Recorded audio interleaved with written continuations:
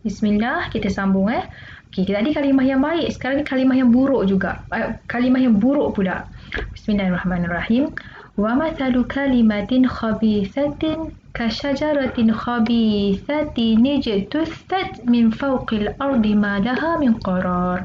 Dan perumpamaan kalimah yang buruk. Kalau kalimah yang baik itu ialah tauhid, la ilaha illallah. Kalimah yang buruk ni ialah syirik. Apa-apa sahaja keyakinan pergantungan kepada selain Allah adalah seperti pohon yang buruk, nampak tak? Yang telah dicabut dengan akar-akarnya dari permukaan bumi. Kita nampak akar kat sini rompong, reput. Jangan nak kata dia boleh menumbuhkan daun-daun dan juga mengeluarkan buah. Nak berdiri tegak sikit pun tak boleh. Nak katanya sangat rapuh, sangat hina, sangat rendah kalimah yang buruk, iaitu syirik itu. Okey, jadi kita nak fokus kepada apakah pengertian akidah. Tadi kita cerita pasal rukun ad-din Jadi ada 3 rukun ad-din, iman, Islam dan ihsan. Jadi kita nak masuk kepada segmen yang pertama, iaitu iman. Jadi iman ni ilmunya apa? Ilmunya ialah ilmu akidah. Sekarang kita nak tengok apakah maksud akidah. Akidah berasal daripada perkataan aqada yang bererti ikatan atau simpulan yang kukuh, ikatan yang kukuh. Ikatan kat sini bukan sekadar kita nampak ikatan secara fizikal, ikatan plastik ke, ikatan tali ke, tetapi dia juga merujuk kepada ikatan secara maknawi, ikatan secara batin. Okey. Ikatan itu ialah pada perkara-perkara yang muktamad. Dari segi istilah ada beberapa dia punya istilah ulama-ulama telah menghuraikan pengertian akidah ni. Okay, antaranya ialah kita tengok kepada pengertian istilah secara umum, iaitu simpulan ikatan yang teguh antara peribadi yang mempercayai, iaitu kita ambillah peribadi yang mempercayai itu ialah kita, dengan apa yang dipercayai. Jadi hubungan kita dengan perkara yang kita percaya itulah diikat, disimpul kuat, itulah dinamakan sebagai akidah. Okay, jadi kita tengok kepada dalam konteks Islam ni, dalam konteks ad-din ni, akidah ni apa? Okay, yang pertama, keyakinan yang bersifat khusus kepada Allah. Kita mengikat keyakinan kita terhadap siapa? Terhadap Allah, malaikat, kitab, rasul, hari kiamat, dan beriman tentang ketentuan baik ataupun buruk. Nampak tak? Semua perkara ini ialah merupakan perkara-perkara dalam rukun iman.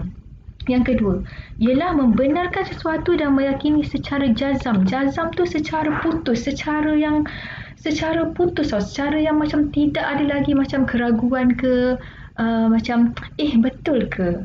Ya ke? Macam dia tak ada lagi dah. Dia memang secara jazam, secara putus lagi bahawa perkara yang kita yakin tu tak ada syak, tak ada ragu.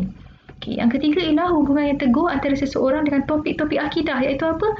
Ilahiyah, iaitu ketuhanan, nubuwah, iaitu kenabian, dan juga sam'iyat, perkara-perkara yang ghaib. Okey. Sudah baca terus tau istilah yang keempat, pengertian istilah yang keempat, iaitu perkara yang dibenarkan oleh hati. Maksudnya ikatan itu ialah perkara yang dibenarkan oleh hati, ditenang oleh jiwa. Jiwa kita tenang dengan perkara yang kita yakinkan itu, dengan pembenaran yang terbit daripada dalil yang meyakinkan tanpa sebarang keraguan. Itu yang keempat. Yang kelima ialah ketetapan pegangan kepercayaan kepada Tuhan, kepada Rasulnya, daripada beberapa simpulan atau ikatan kepercayaan dengan dalil-dalil. Maksudnya dengan bukti-bukti, bukan secara membabi buta ataupun membuta tuli, supaya diperolehi iktikad yang yakin, satu keputusan, satu pegangan, satu simpulan yang yakin, iaitu kepercayaan yang putus sekira-kiranya menaikkan perasaan bekerja dan beramal mengikut kepercayaan itu. Maksudnya macam ni, ada satu prinsip tertentu, dia datang dalam kepala otak kita, dia datang dalam pemikiran kita, kita pun berfikir dan kita pun menapis sama ada kita nak terima ataupun tak terima. Setelah diberikan bukti-bukti dan dalil-dalil yang nyata, kita pun menerima, kita pun meyakini, kemudian perkara prinsip yang kita yakin itu menjadi identiti sehingga dia menggerakkan perasaan dan juga kehendak kita. Iradah tu ialah kehendak. Keyakinan tadi itu dia menggerakkan perasaan dan iradah kita sehingga dia mendorong amalan dan juga rasa ingin berkorban demi mempertahankan prinsip itu. Jadi bayangkan kalau kata macam ni, datang satu keyakinan iaitu tentang keyakinan iman, wujud Allah, wujud Nabi, wujud perkara-perkara gaib itu, ada bukti-bukti yang sahih, kita terima, kita yakin menjadi identiti kita, lepas tu dia menggerakkan perasaan dan kehendak kita untuk berkorban kerana iman itu, sampai maksudnya rela mengorbankan diri demi mempertahankan iman. Itulah maksudnya akidah, simpulan yang putus disebabkan dalil yang meyakinkan, tak ada lagi ragu, tak ada lagi syak. Itu maksud akidah.